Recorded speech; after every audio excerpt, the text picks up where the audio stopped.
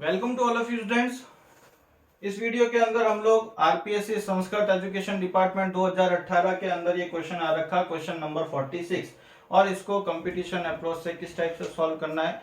तो देखिए, जो ये अभी सीरीज बना रहा हूँ उसमें जितने भी क्वेश्चंस आ रहे हैं वो मैं विदाउट फॉर्मूले अपने कंसेप्ट के अकॉर्डिंग उसको कैसे करते हैं उससे रिलेटेड अपन क्वेश्चंस कर रहे हैं। तो यहाँ पर अपन क्या कंपटीशन अप्रोच लगा सकते हैं, क्वेश्चन पढ़ते हैं। एक रेखा है एन एल, तो मैं यहां ड्रॉ कर देता हूं। ये रेखा है, इस रेखा की इक्वेशन क्या है? x minus 1/2, y minus 2/3 and z minus 3/4। ये लाइन की इक्वेशन है। A perpendicular PN is drawn.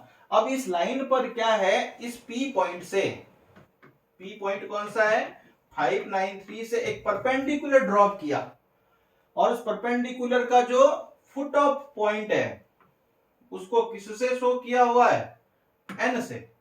Foot point को जो शो कर रखा है किससे, एन से शो कर रखा है। तो हम यहां पर क्या करते हैं, इससे फुट ऑफ परपेंडिकुलर ड्रॉप करते हैं, और ये जो पॉइंट है वो एन है, क्वेश्चन में दे रखा है। तो हमें यहां पर एन के कोऑर्डिनेट्स फाइंड करने हैं, एन के निर्देशांक फाइंड करने हैं। तो देखो बच्चों, चार ऑप्शन है यहाँ पर, 1 2 3 4, इसमें से एन कौन सा है। अब यहां पर आप इस डायग्राम से देखें, एन पॉइंट है कहां, कहां है, इस लाइन पर है। क्यों? क्योंकि फुट ऑफ परपेंडिकुलर है। तो क्लियर है, एन पॉइंट क्या करना चाहिए, इस इक्वेशन की लाइन को सेटिस्फाई करना चाहिए। बाकी सब कंसेप्ट हटा दीजिए, क्वेश्चन को कैसे सॉल्व करते हैं, सिंपल सा कंसेप्ट लगाइए कि एन पॉइंट लाइन पर है तो लाइन को सेटिस्फाई करना चाहिए। करवाते हैं। तो यहां पर आप देखेंगे अगेन एलिमिनेशन मेथड जो फोकस रहता है, कैसे ऑप्शंस कट होते हैं देखते हैं। एन पॉइंट, पहला पॉइंट लिया 357, कई बार ऑप्शन 2 भी सेटिस्फाई कर जाते हैं, तो उसके लिए भी टेक्निक्स है, एक नहीं तो दूसरा ऑप्शन लगाएंगे। 357 क्या इस लाइन पर है, चेक करो, यानी जहां एक्स वाई जेड है वहां 357 लिख के देखो। 3 माइनस 1/2, 3 माइनस 1 2/2 कितना होगा, 1। Next 5 minus 2 3/3, 1। Next 7 minus 3 4/4, 1। इस लाइन को ये पॉइंट क्या कर रहा है, सेटिस्फाई कर रहा है, ये आंसर होगा। बाकी भी चेक कर लेते हैं।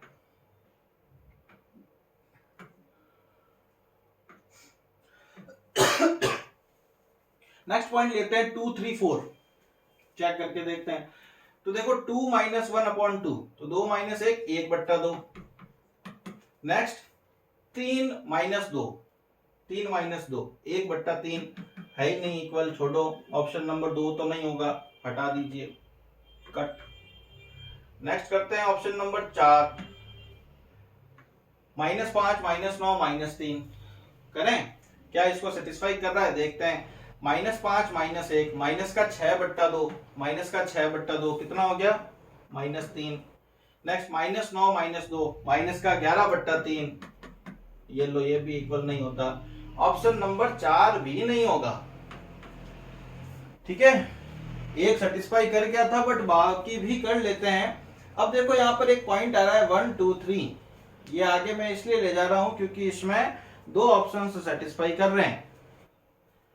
1 2 3 भी इसको सेटिस्फाई कर रहा है, कैसे, 1 माइनस 1 0/2 0, 2 माइनस 2 0 एंड 3 माइनस 3 0/4 0, दोनों ही इस लाइन को सेटिस्फाई कर रहे हैं। तो अब कंफ्यूजन क्रिएट हो गई। ये देखो कैलकुलेशन फटाफट होगी, नो डाउट, इसमें कोई टाइम लगने वाला नहीं है। दो ऑप्शन फटाक से कट हो गए, दो बचे। इसको आप अपनी कैलकुलेशन से करोगे, मात्र 10 से 15 सेकंड लगने चाहिए। अब दो ऑप्शन सेटिस्फाई कर गए तो क्या करें,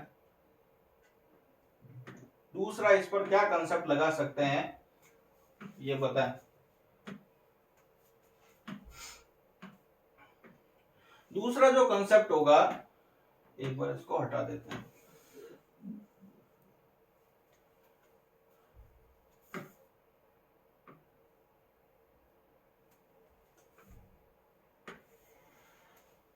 दूसरा कंसेप्ट क्या है, अगेन ये मैं लाइन ड्रॉ कर देता हूं।